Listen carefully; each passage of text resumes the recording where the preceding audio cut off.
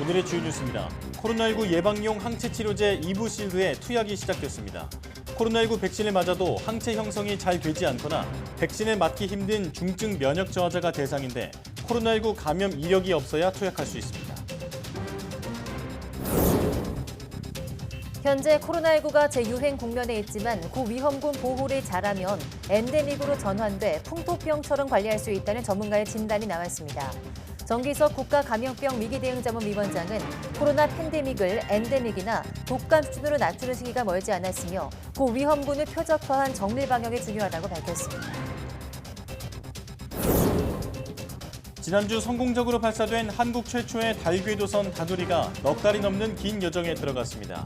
다누리가 달 상공을 돌며 내년 1년 동안 하게 될 달 탐사의 세부 과제와 내용을 전문가와 함께 미리 알아봅니다. 이번 주 밤하늘에는 3대 유성우 가운데 하나인 페르세우스 유성우가 나타납니다.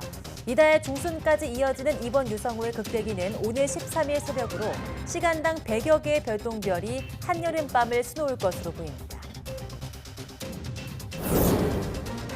심장이 완전히 멎어 죽은 돼지의 장기를 1시간이 지난 뒤 다시 살리는 연구가 성공했습니다. 사망자가 기증할 장기에 글살을 막는다는 효용성과 함께 삶과 죽음의 경계를 허문다는 윤리적 논란도 대두되는데 취재기자와 심층 분석해봅니다.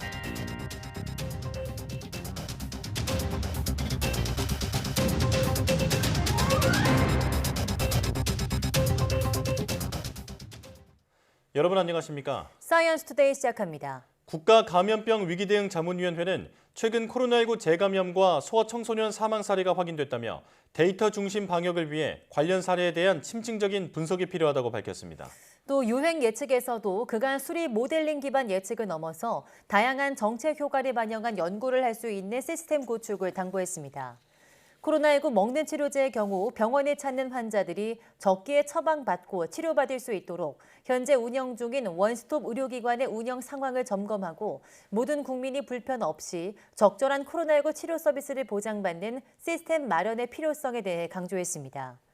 정기석 위원장은 특히 코로나19 먹는 치료제의 경우 금기 사항이 있고 다른 일반 의약품과 처방 절차가 달라 현장에 혼선이 있는 점을 고려해 의료진 대상 가이드라인 제작 배포 등이 필요하다고 덧붙였습니다. 코로나19 유행이 확산하고 있지만 고위험군 보호에 집중하면 풍토병이 되는 엔데믹이 멀지 않았다는 전문가 진단이 나왔습니다. 정기석 국가감염병 위기대응자문위원장은 자문위 브리핑에서 고위험군을 철저히 보호한다면 코로나 팬데믹을 엔데믹이나 독감 수준으로 낮추는 시기가 멀지 않았다고 강조했습니다. 이를 위해 고위험군에 대한 신속한 진단과 치료가 필요하다며 이들을 표적화한 정밀 방역이 중요하다고 설명했습니다. 고위험군 치료에 집중한다면 오미크론 변이 유행 이후 코로나19 치명률인 0.06% 혹은 최근 다른 자료에서 발표된 0.04%보다도 더 낮아져 독감 치명률에 다가갈 수 있다고 내다봤습니다. 코로나19 항체 치료제 이보실드 투약이 시작됐습니다. 코로나19 예방 백신을 맞아도 항체 형성이 잘 되지 않거나 백신에 맞기 힘든 중증 면역 저하자가 투약 대상입니다. 방역당국은 이보실드는 체내에 직접적으로 항체를 주입해 면역 효과를 주는 코로나19 예방용 항체 치료제라면서 예방 목적의 치료제이기 때문에 감염자를 치료하는 팍스로비드 등 기존 치료제와는 다르다고 설명했습니다. 이보실드는 근육 주사로 체내에 투입하면 수시간 내에 코로나19 감염 예방 효과를 나타내며 효과는 최소 6개월 동안 지속되는 것으로 알려졌습니다. 코로나19 감염 이력이 없어야 이보실드를 맞을 수 있으며 지정된 200여 개 의료기관에서 투약합니다. 동양의 하와이라 불리는 세계적인 휴양지 중국 하이난섬이 코로나19 직격탄을 맞았습니다. 확진 환자가 크게 늘어서 섬 전체가 사실상 봉쇄되면서 여행객 8만여 명의 발이 묶였습니다. 보도에 류재복 기자입니다. 600곳이 넘는 선별 검사소 앞에 긴 줄이 생겼습니다. 1,000만 명이 넘는 하이난섬 주민들 모두 코로나19 검사를 받아야 합니다.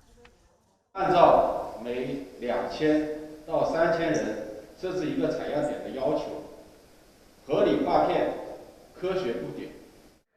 사냐 지역에서 시작된 감염은 일주일도 안 돼 1,000명 가까이 늘었습니다. 대중교통이 모두 멈췄고 면세점과 쇼핑센터도 문을 닫았습니다. 지난 6일 아침부터 섬 전체가 사실상 봉쇄된 것입니다. 高风险区域采取足不出户、上门服务风控措施，对中风险区域采取足不出区、错峰取物的风控措施。 항공편이 갑자기 끊어지면서 관광객 8만 명이 미처 떠나지 못했습니다. 7일 동안 5번 검사를 받아서 모두 음성이 나와야 섬을 벗어날 수 있습니다. 숙박비 절반을 깎아준다지만 공항이 언제 문을 열지 알 수 없어 여행객들은 불안한 하루하루를 보내고 있습니다. YTN 유주복입니다. 식품의약품안전처는 병원성 대장균 식중독이 8월에 가장 많이 발생한다며 식재료와 조리식품의 취급과 보관에 주의를 기울여달라고 당부했습니다. 식약처는 최근 5년간 병원성 대장균 식중독 발생 건수는 모두 176건으로 이 가운데 62%가 여름철에 집중됐고 특히 8월에 발생한 경우가 54건으로 가장 많았다고 밝혔습니다. 병원성 대장균 식중독은 여름철 식중독 가운데 가장 많은 유형으로 동물의 대장 안에 흔한 병원성 대장균이 퇴비를 통해 채소를 오염시키거나 도축 과정에서 고기를 오염시켜 발생합니다. 병원성 대장균 식중독을 일으킨 원인 식품으로는 김치나 겉절이, 생채류 등 익히지 않은 채소류가 가장 많았고 김밥 등 복합 조리식품과 육류 순이었습니다. 지난 2일부터 제주에 입국한 태국인 55명이 또다시 자취를 감춰서 논란이 되고 있습니다. 네, 불법 체류자를 막기 위해서 법무부가 전자여행허가제를 제주까지 확대하려는 가운데 제주도는 유보를 요청했습니다. 고재영 기자입니다. 지난 2일 이후 제주에 입국한 태국인은 280명. 이들 가운데 55명이 단체 관광단에서 이탈해 사라졌습니다. 이들은 지난 2일부터 태국과 제주를 오가는 전세기편으로 제주에 입국했습니다. 지난달 3일에도 관광 목적으로 입국한 태국인 166명 중 36명이 이탈해 현재까지 소재가 파악되지 않고 있습니다. 지난 6월 제주 무사증 입국 제도가 재개된 이후 외국인 단체 관광객 무단 이탈이 잇따르면서 문제가 되고 있습니다. 이에 따라 법무부는 심사 인력을 추가 투입하는 등 제주공항 입국 심사를 강화하고 있습니다. 또 지난해 9월부터 시행 중인 전자여행 허가제를 제주까지 확대 적용하는 방안을 추진 중입니다. 전자여행 허가제는 무사증 입국 가능 112개 국가 국민이 현지 출발 전 전자여행 허가제 홈페이지 등에 접속해 정보를 입력하고 여행 허가를 받도록 하는 제도입니다. 법무부는 전자여행 허가 불허자들이 전자여행 허가제 적용으로 차단된 내륙 공항 대신 미적용 지역인 제주로 우회 입국을 시도하는 것으로 보고 있습니다.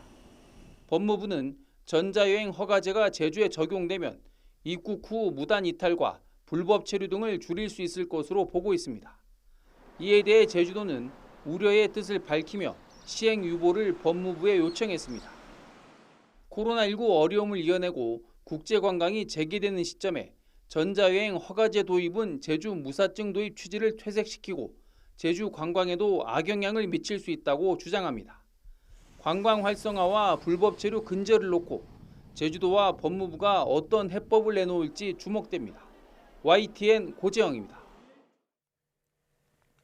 세계 곳곳이 지구온난화로 인한 급격한 기후변화로 몸살을 앓으면서 많은 사람들이 피해를 겪고 있습니다. 네, 문제는 기후변화의 강도와 빈도가 더 심해지고 있는데 이에 대해 준비가 부족하다는 겁니다. 김진호 기자입니다.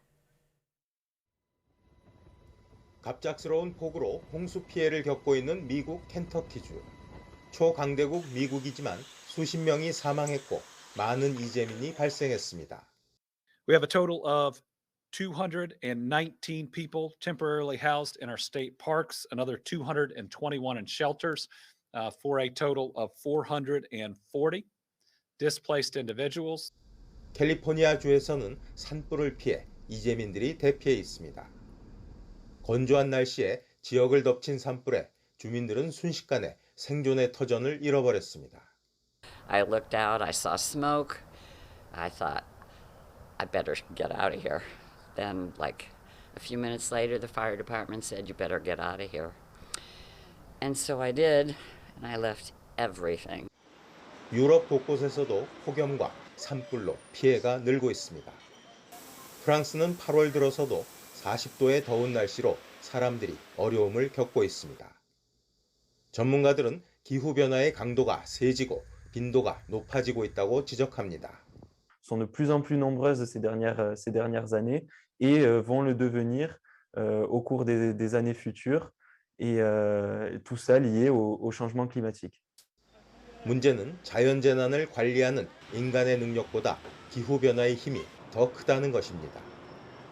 이런 위기에 대응하기 위해 각국이 나서고는 있지만 당장의 삶의 편의를 위해 반대하는 세력도 있어 대응은 더딘 상황입니다. YTN 김진호입니다. 방금 보신 것처럼 세계 곳곳이 지구온난화의 몸살을 앓고 있는 가운데 기후위기에 직격탄을 맞은 곳이 있습니다. 네, 바로 남태평양 섬나라 피지인데요. 피지한 마을은 기후변화로 해수면이 높아지면서 아예 없어질 위기에 놓였다고 합니다. 어떤 사연인지 박재엽 리포터가 현장을 다녀왔습니다. 피지 수도 수바에서 자동차로 1시간 반 정도 달리면 인구 900명의 작은 해변 마을에 도착합니다. 푸른 산호초가 자라야 할 바닷속에는 검은 암초가 가득합니다. 하얀 모래로 뒤덮였던 해변은 사라진 지 오래. 아이들은 백사장이 아닌 자갈밭에서 천진난만하게 놀고 있습니다. 해수면이 상승하면서 바닷물이 모래를 다 쓸고 내려가 이제는 나무 뿌리가 보일 정도입니다. Village life because it will take away the soil from the where it is, and the soil erosion will be washed away. It will be danger for us staying near the creek and near the seaside. 옆 마을 상황도 마찬가지. 해변가에 집을 지을 당시만 해도 바다와 마을의 거리가 꽤 멀었지만 기후변화로 해수면이 상승하고 해안선이 침식되면서 삶의 터전과 바다의 거리가 이렇게 가까워졌습니다. 만조 때 전에 없던 큰 파도가 형성되면서 지방까지 바닷물이 침범해 온 적도 많습니다. I think last 2 years when the third wave came right inside my house. 이 지역에 20년째 거주하고 있는 한국인 조남건 씨는 마을의 변화를 지켜보며 눈앞의 현실로 닥친 기후 위기를 실감하고 있습니다. 이곳에서 한 20년 이상 있었기 때문에 이 마을의 이제 모습을 계속 변화되는 모습을 봐왔거든요. 밀려 들어오는 파도가 이제 집 안까지 밀고 들어올 때가 있거든요. 그러다 보니까 이제 그런 빈도가 점점 많아지고 있는 거예요. 당장 급한 불을 끄기 위해 지난해 9월부터 영국 정부의 원조를 받아 해안선 주변에 방파제를 건설하고 있지만 역부족입니다.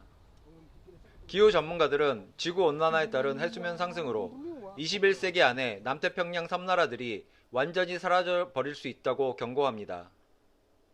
마을이 통째로 사라질 수도 있는 위기에 놓인 주민들.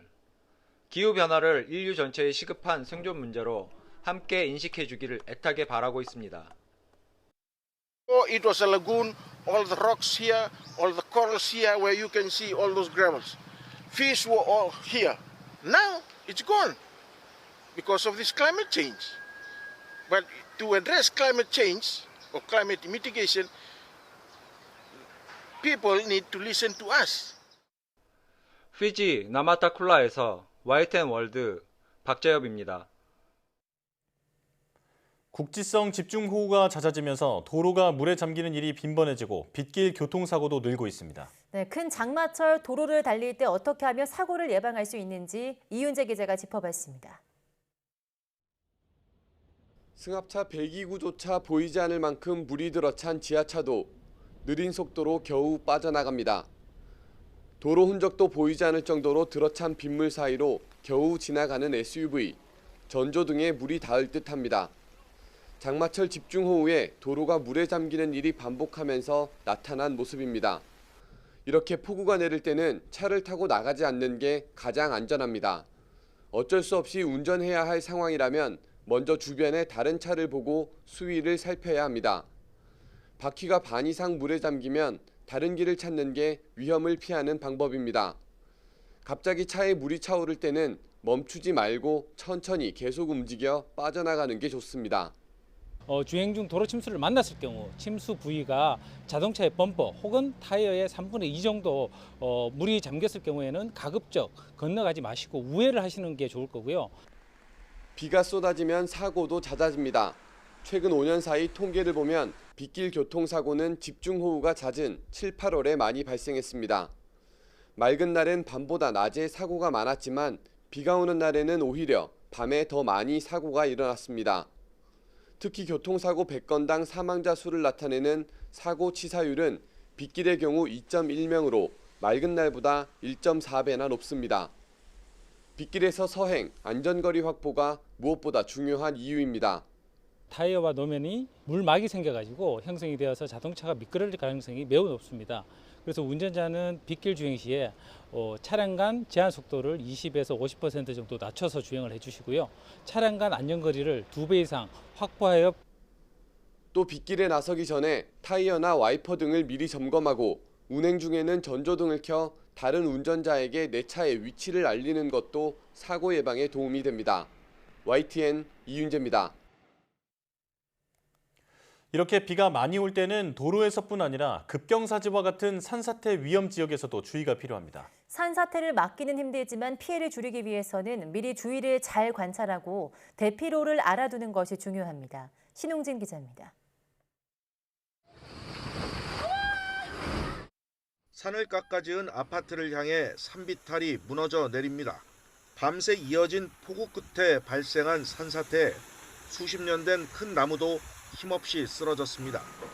정부가 지정한 급경사지 붕괴 위험 지역도 산사태 취약 지역도 아니었습니다. 큰 바위가 하나 떨어졌어요. 그 다음에 한 10분 간격으로 토사가 계속 내려오고 다음에 나무가 떨어지고. 지난해 이틀에 걸쳐 350mm가 넘는 비가 온 끝에 산사태가 발생한 마을입니다. 오래전 마을 위에서 전원주택지 공사를 할 때부터 전조 현상이 있었습니다. 황토물이 쏟아져 내려오고 집으로 작년에요? 어머, 또 돌이 굴러서 내려와서 밤사이 많이 발생하는 집중호우, 산사태도 이른 새벽에 발생하곤 합니다. 산사태는 미리 막긴 힘들지만 산을 잘 관찰하면 피해를 줄일 수도 있다는 점을 실험은 보여줍니다. 경사도 35도의 지형에 시간당 50mm의 비가 오고 있는 상황을 가정했습니다. 물길이 땅을 깊게 만들어 비탈이 갈라지더니 흙이 흘러내리고 부분적인 붕괴 현상이 발생한 뒤 10시간 만에 폭삭 내려앉습니다. 경사지가 갈라지고 흙이나 돌이 굴러내리지 않는지 잘 관찰해야 합니다. 바람이 심하지 않은데 나무가 평소보다 크게 기울었다면 산사태 가능성을 의심해야 합니다. 표토층에서 새굴이 많이 발생을 하게 돼서 구성함이 이제 이탈해서 굴러 떨어진다거나 아니면은 땅이 밀리는 현상이 관찰된다거나 나무가 심하게 기울거나 흔들리면은 우선 대피하는 것이 바람직하다. 경사면에서 갑자기 많은 양의 물이 솟아도 긴장해야 합니다. 땅 속에 물의 함량이 매우 많아졌다는 의미입니다. 땅 속에서 울림이 들린다면 집안이 이미 무너지고 있다는 신호이기 때문에 즉각 대피해야 합니다. 산사태는 도시에서도 발생할 수 있습니다.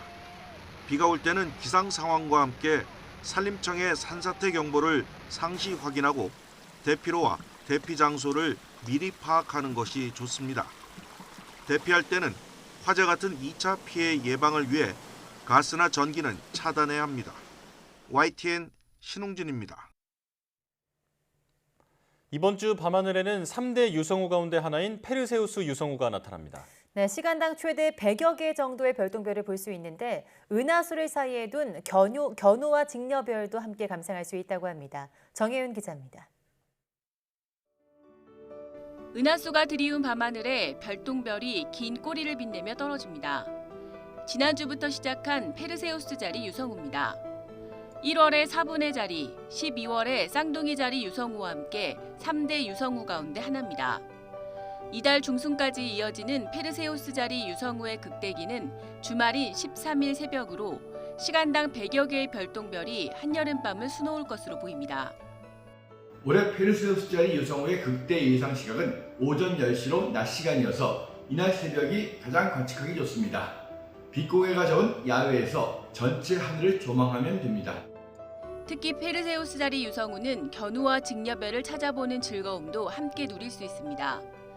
밤하늘 머리 위에 은하수를 먼저 찾은 뒤 은하수를 사이에 두고 북쪽과 남쪽에 가장 빛나는 별을 찾으면 됩니다. 북쪽이 직녀별, 남쪽이 견우별입니다. 다음 별똥별 쇼는 3대 유성우 중 마지막 12월 쌍둥이 자리 유성우로 오는 12월 14일에 볼 수 있을 전망입니다. YTN 정혜윤입니다.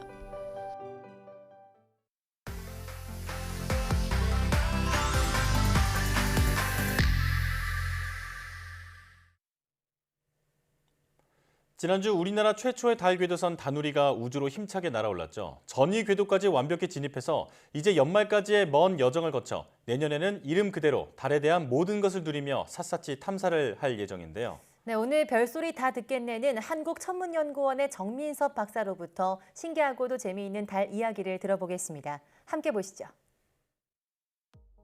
안녕하세요. 네 번째 별소리를 전해드리게 된 정민섭입니다.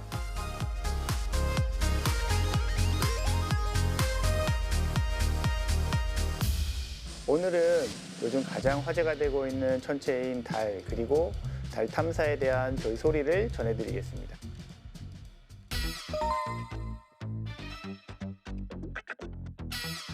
네, 우선 다누리호는 한국의 첫 번째 달 탐사선이며 한국에서 발사하는 지구 밖 우주 탐사선입니다. 다누리호는 1년간 달 상공 100km를 하루에 12회 공전하고 달 표면의 전체 평광 지도를 제작하고 달 착륙 후보지를 탐색하고 자기장 측정, 달 자원 조사 등의 달 관측과 과학 기술 임무를 수행합니다. 다누리호에는 고해상도 카메라, 광시야 평광 카메라, 자기장 측정기, 감마선 분광기, 그림자 카메라 총 5개의 과학 탑재체가 설치되어 있습니다. 이 중 한국천문연구원이 개발한 광시야 평광 카메라는 달 궤도에서 세계 최초로 시도되는 카메라입니다.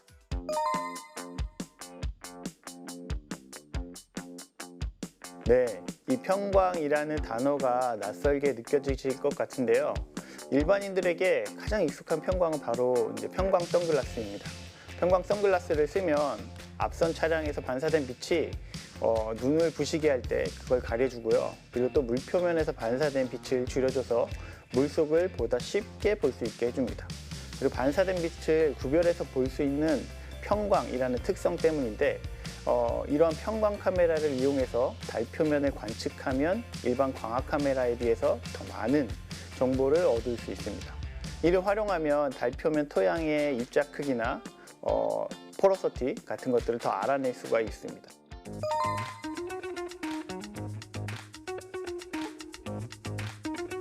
네, 그 아르테미스 프로젝트는 궁극적으로는 달에 사람을 보내겠다라는 것입니다. 계획 자체는 2017년에 시작되었고 2024년 21세기 첫 달 착륙 우주인을 계획하고 있습니다. 아르테미스 1호는 2022년 8월 29일에 발사가 될 예정이고 이 임무에서는 미국의 신형 발사체인 스페이스 런치 시스템과 오리온 탐사선을 시험하는 것을 그 목적으로 하고 있습니다. 미국의 스페이스 런치 시스템을 줄여서 우리가 SLS라고 부르는데요. 우주 발사체로는 지구 저궤도에 한 130톤 정도의 무게를 올릴 수 있다고 하니 1.5톤 정도로 올리는 누리호와 비교해서는 얼마나 큰 차이가 있는지 알 수 있습니다. 그리고 아르테미스 3호에서는 유인 달 착륙을 시도할 예정인데요. 점차 인간을 지속적으로 달에 거주하는 것을 목표로 하고 있습니다. 네, 우리나라는 지난해 2021년에 아르테미스 협정에 정식으로 서명을 했는데요. 한국은 한미 달 착륙선 탑재체 공동연구, 우리는 클립스라고 부르고 있는데요. 이를 통해서 협력을 하고 있습니다. 클립스는 미국의 일반 기업들이 탐사선을 만들고 과학자들이 그 탐사선에 과학 탑재체를 탑재하는 형식을 가지고 있습니다. 그래서 한국천문연구원에서는 이 클립스 사업을 하면서 4개의 탑재체를 개발하고 있습니다. 우선 루셈이라고 부르는 우주 환경 감시 기기가 있고 그레인캠프스라고 하는 3차원 표토 카메라가 있습니다. 그리고 엘메그라고 부르는 자기장 측정기가 있고요. LV-RAD라고 부르는 우주 방사선 측정기, 이렇게 해서 총 4개의 탑재체를 현재 개발하고 있습니다.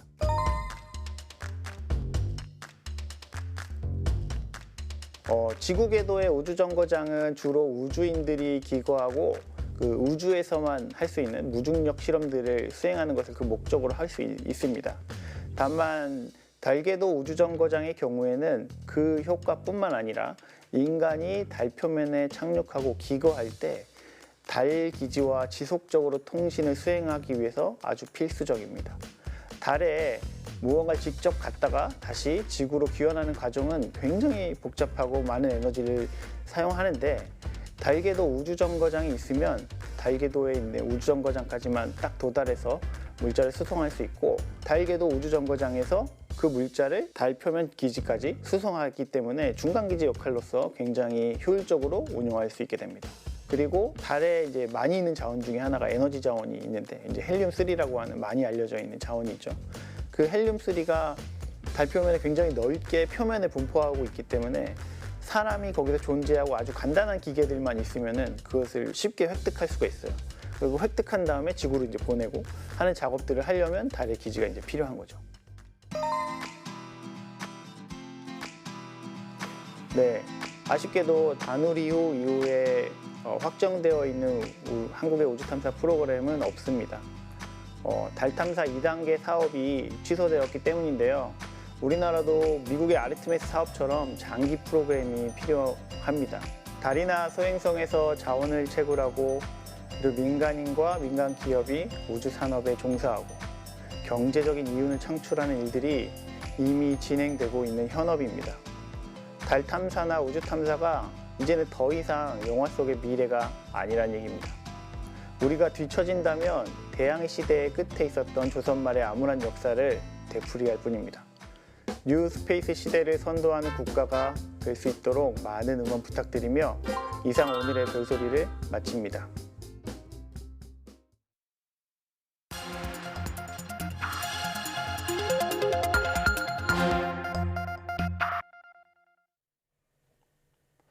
다양한 분야의 과학 이슈를 과학기자의 시각으로 집중 분석하는 사이언스 취재 파일 시간입니다. 네, 오늘은 양회영 기자와 함께합니다. 어서 오세요. 안녕하세요. 네, 오늘은 어떤 소식을 알아볼까요? 네, 우선 이야기에 앞서서 혹시 두 앵커분들은 사망의 정의는 무엇이라고 혹시 생각하시나요? 사망이요. 글쎄요, 생명 활동이 완전히 정지돼서 이제 다시는 돌이킬 수 없는 상태가 아닐까 싶은데요. 저는 뭐 숨이 멎고 심장이 멈춘 상태 아닐까요? 네, 맞아요. 말씀하신 것처럼 심장이 멎은 뒤에 의사가 사망 선고를 하듯이 우리는 이제 심장이 멈췄을 때를 비로소 죽었다, 죽음에 이르렀다 이렇게 이야기를 하잖아요. 네. 그런데 미국 연구진이 이렇게 심장이 멈춰서 죽은 지 1시간이 지난 돼지의 심장을 다시 뛰게 하는데 성공했다고 합니다. 이번 실험으로 삶과 죽음의 정의가 흔들리는 것은 물론이고 또 윤리 문제까지 발생할 우려도 나오고 있는데요. 오늘은 이와 관련해서 자세한 이야기 나눠보도록 하겠습니다. 그러니까 확실히 죽은 지 1시간이 지난 뒤에 다시 이제 움직였다라는 거잖아요. 네. 정말 섬뜩한 기분마저 드는데요. 이 돼지가 되살아난 실험 과정부터 알려주시죠. 네, 이번 실험은 이 레나드 세스탄 예일대 교수팀이 실험을 진행을 한 겁니다. 우선은 이 연구팀은요, 실험용 돼지를 마취 상태에서 심장 충격을 줘서 심장 마비를 유도를 했습니다. 그리고 에크모라는 우리가 인공호흡 장치라는 걸 알고 있잖아요. 근데 네. 이것도 떼냈기 때문에 완전히 돼지가 죽은 상태인 것도 확인을 했는데요. 이렇게 죽은 지 1시간이 지난 후 인공 심폐 장치와 비슷한 장비로 혈액이 아닌 혈액 대체제 오르간 X라는 특수 용액을 투여를 했더니 죽었던 돼지가 되살아난 겁니다. 연구팀은 약물 투여 6시간 후 오르간 X가 돼지 정맥과 동맥을 순환하게 되자 죽어있던 돼지의 심장에서 전기 활동을 감지를 한 건데요. 심장뿐 아니라 간이랑 신장 등 이런 어떤 내장 장기 안에서도 신진대사의 시작이 확인이 됐고요. 뇌세포 기능도 다시 시작된 것도 확인했다고 합니다. 네, 죽은 돼지에게 혈액 대체제를 넣었다고 설명을 해주셨는데 이 특수 용액 때문에 돼지가 다시 살아난 건가요? 네, 그렇다고 볼 수 있습니다. 연구팀이 개발한 이 오르간 X라는 특수 용액은 13가지 화합물을 섞어서 만들었는데요. 영양분도 들어있고 또 염증제, 또 혈액 응고 방지제, 또 세포사 예방제, 또 신경 차단제, 인공 헤모글로빈과 돼지 피 등으로 이루어졌다고 합니다. 연구팀은 이 오르간 X를 투여할 때 일부 죽은 돼지에는 에크모만 연결을 해놓고 또 일부 돼지는 처치 없이 그냥 두면서 세포와 장기의 변화를 함께 비교해서 살펴봤는데요. 네. 에크모를 단 돼지는 혈액만 흘러가게 할 뿐이지 이제 오르간 X라는 특수 물질이 없었기 때문에 전형적인 죽은 동물의 모습을 보였다고 합니다. 이 에크모 단 돼지가 죽은 뒤에 몸이 뻣뻣하게 굳고 장기가 부풀어 오르며 또 이 세포막과 혈관이 분해되기 시작했기 때문에 등에 피가 고이고 자줏빛의 반점 같은 것도 이제 사체에서 발견이 됐어요. 하지만 이 오르간 X를 투여한 돼지는 사후 몇 시간이 지나도 사체가 굳지 않았다고 하는데요. 네, 제가 세포 사진을 몇 개 가져왔는데 지금 보시는 게 간 세포입니다. 에크모 단 돼지랑 오르간 X 주입한 돼지를 보시면 이 빨간색으로 보이는 게 이 단백질의 일종인 알부민이라는 게 간에서 많이 생성됐던 거를 볼 수가 있고요. 네, 두 번째 사진을 보시면 요거는 이제 오르간 X를 투여한 돼지의 신장 세포를 살펴본 건데요. 이 오르간 X를 투입한 돼지에서는 이 근육 단백질인 액틴이 활성화된 것을 보니까 신장이 그만큼 움직였다 이렇게 확인을 해볼 수 있는 거죠. 예. 네, 다음 보시는 사진은 이 오르간 X를 투여하고 난 뒤에 복부 초음파를 촬영을 해본 거예요. 심전도를 본 건데요.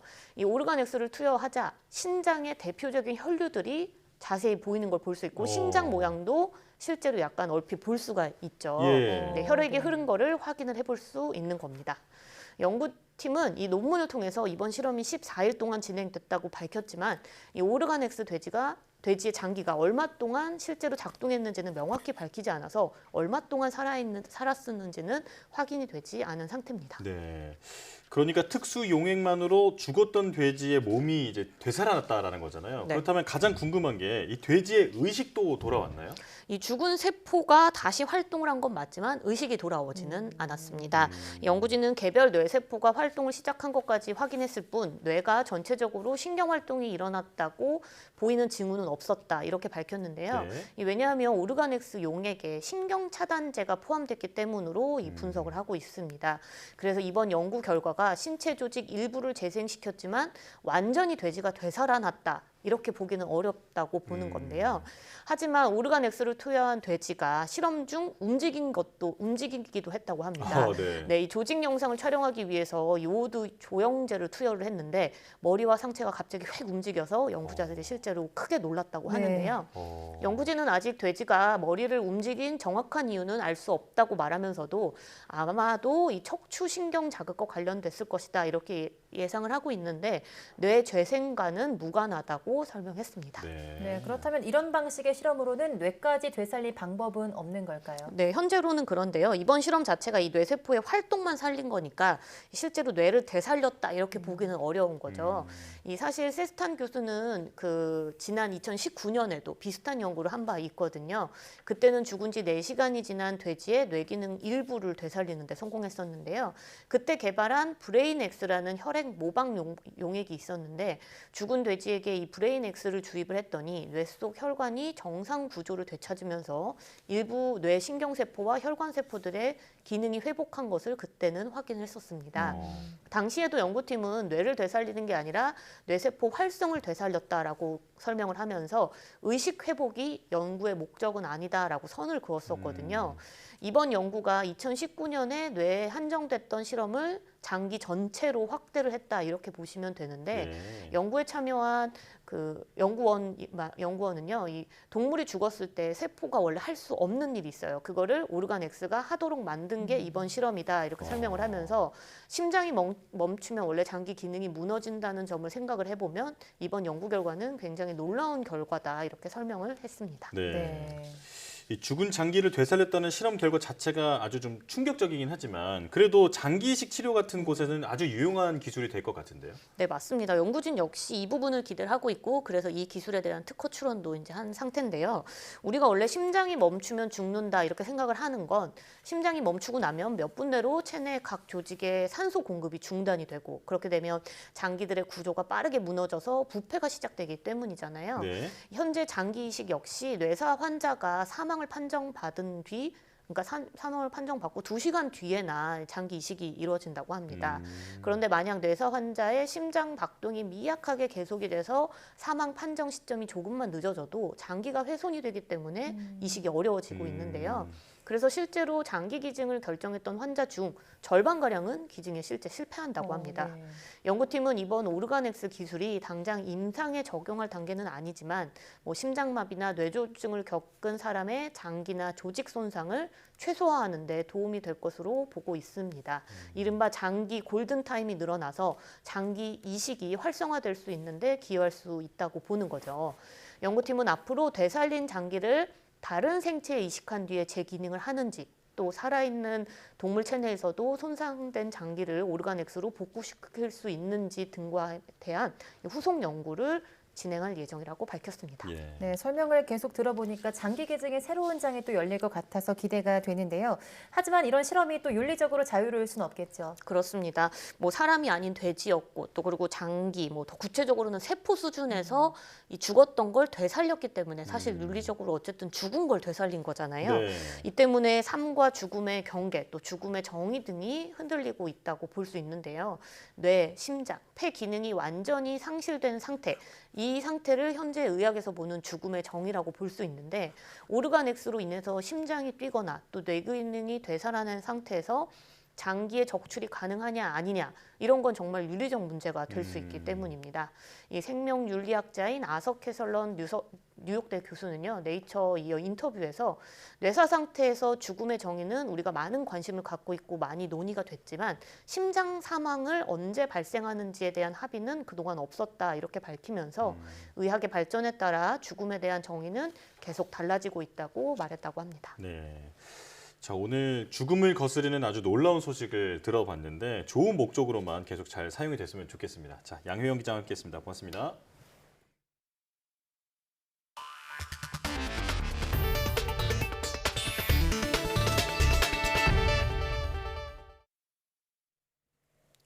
전기차 판매가 늘면서 충전 인프라가 증설되고 있지만 이용자들은 여전히 불편을 겪고 있습니다.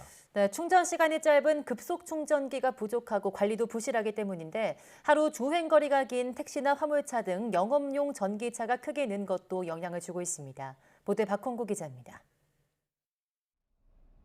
서울의 한 전기차 충전소. 널찍한 공영 주차장에 충전기가 설치돼 있어 근처를 지나는 택시기사들에게 인기가 많은 곳입니다. 하지만 급속 충전기 7대 중 4대가 고장나 있습니다. 가동 중단 표시가 붙은 지 한 달이 넘었는데 여전히 그대로입니다. 항의 전화를 하면 죄송하다 하면 끝이고 차량이 문제가 없네 보라고 이런 식으로 얘기하고 화가 나죠. 화가. 몇 개 남지 않은 충전기는 주로 택시와 화물차들이 차지하고 있습니다. 하루 주행거리가 200km가 넘는 택시기사들에게 충전은 생계와 직결될 만큼 중요한 일입니다. 아니 하루에 한 200km, 230km 뛰어야 되니까 하루에 2번을 충전해야 됩니다. 하루에 2번 할 때도 있고 하는데 거의 매일 하다시피. 전기 택시는 올해 상반기에만 5,900대 가까이 늘어 지난해보다 7배 넘게 급증했습니다. 충전 경쟁의 또 다른 요인은 화물 전기차입니다. 국제유가 상승에 따라 기름값이 비싸지면서 영세 자영업자들이 주로 이용하는 소형 트럭도 전기차 판매가 크게 늘었습니다. 1톤 트럭 전기차는 등록 기준으로 지난해 상반기 12,000대에서 올해 15,500여 대로 30% 증가했습니다. 바닥시장에서 물건을 쪄서 여기 시장에 들어와서 다시 이제 납품 이렇게 하는 거죠. 총 주행거리가 한 90에서 100 정도 됩니다. 이처럼 영업용 전기차가 늘면서 일반 전기차 운전자들은 주거지 안에 충전소가 없는 경우 여전히 충전이 쉽지 않은 상황입니다. 충전기가 고장난 데도 있고요. 제대로 관리 안 되는 데도 좀 아직까지 많고요. 막상 충전하러 갔는데 이제 급할 때는 갔는데 안 되는 경우도 있고. 정부가 전기차 충전 인프라 확충에 적극 나섰지만 정작 중요한 급속 충전기 보급은 아직도 미흡합니다. 전국의 충전소 13만 1,300여 개 중 급속 충전기는 16,300여 곳으로 14%에 불과합니다.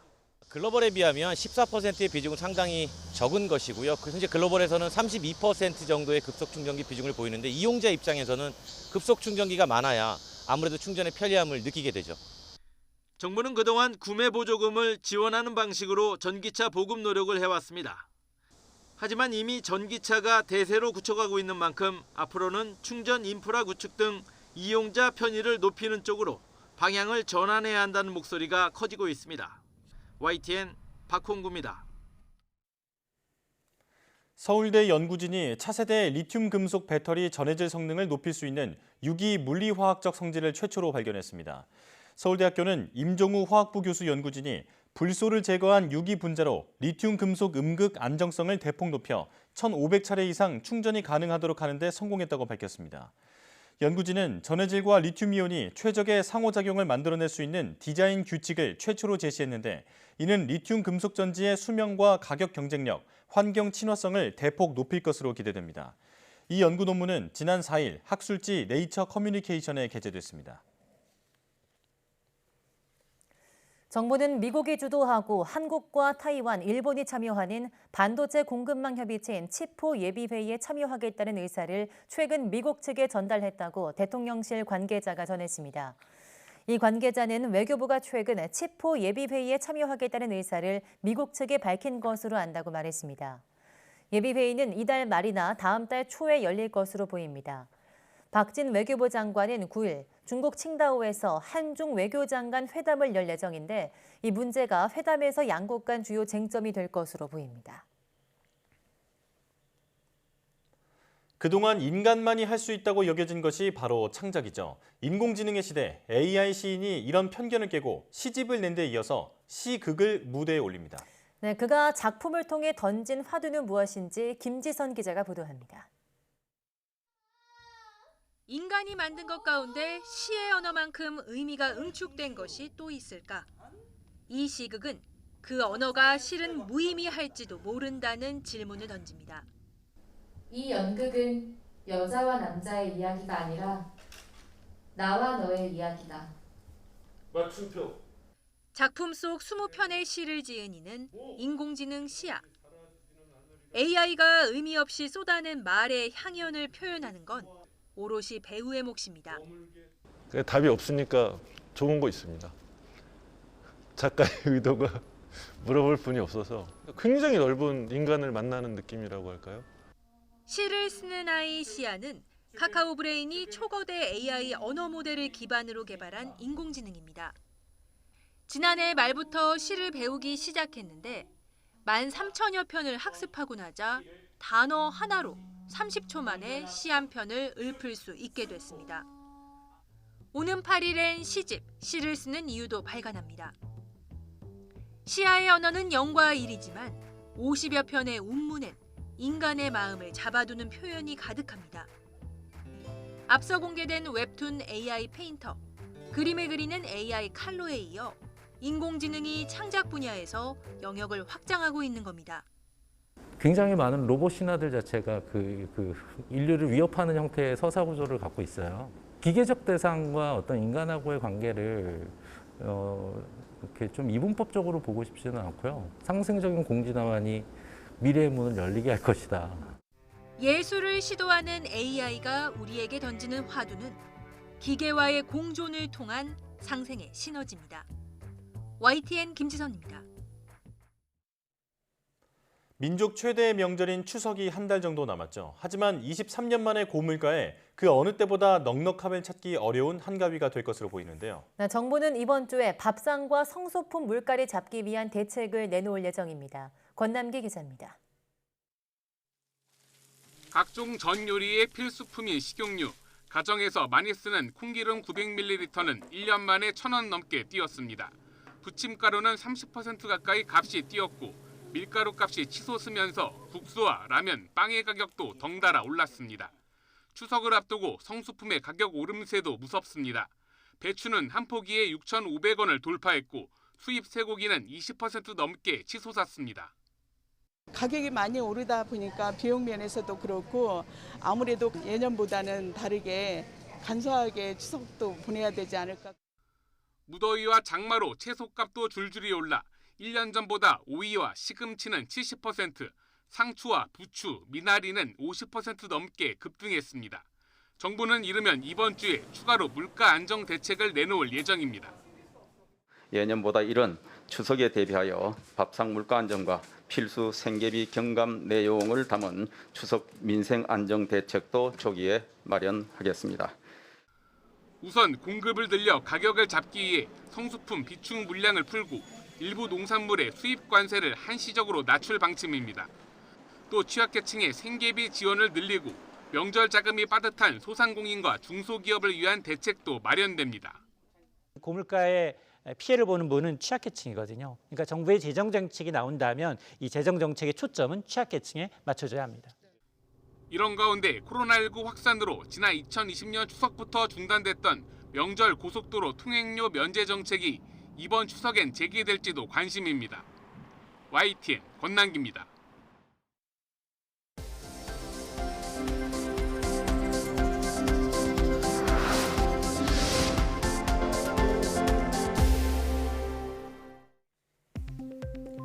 한국원자력연구원은 자체 개발한 우주용 동위원소 전지를 지난 6월 발사한 누리호 성능 검증 위성에 장착해 우주에서 실증하는 데 성공했다고 밝혔습니다. 원자력연구원은 누리호 성능 검증 위성 시험은 지난달 11일과 26일 두 차례 진행됐으며 시험 결과 모든 기능이 정상적으로 동작하는 것을 확인했다고 설명했습니다.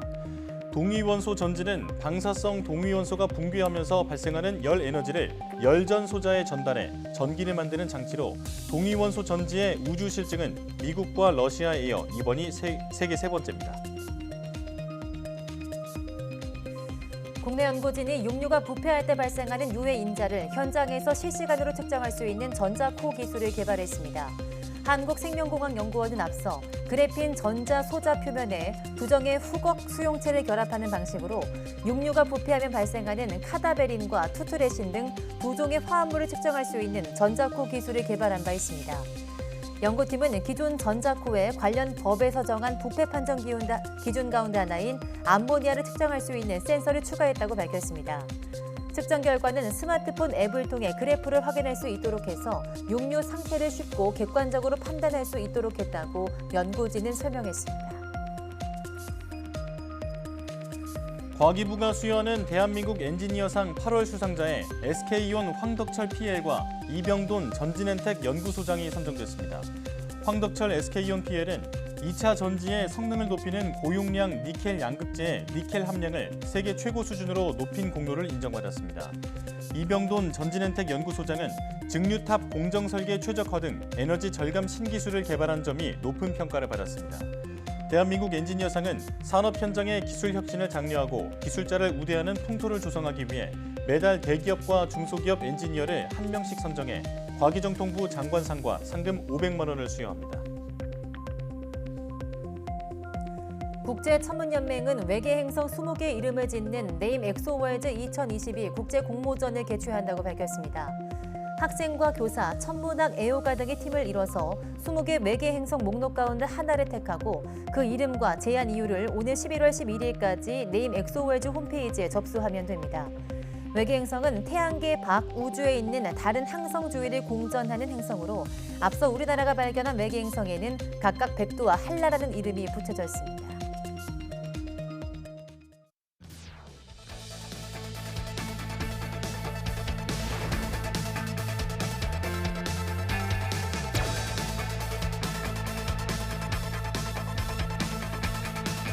꾸준히 폐기물의 그 양과 부피를 줄일 수 있다는 게 가장 큰 장점이고요.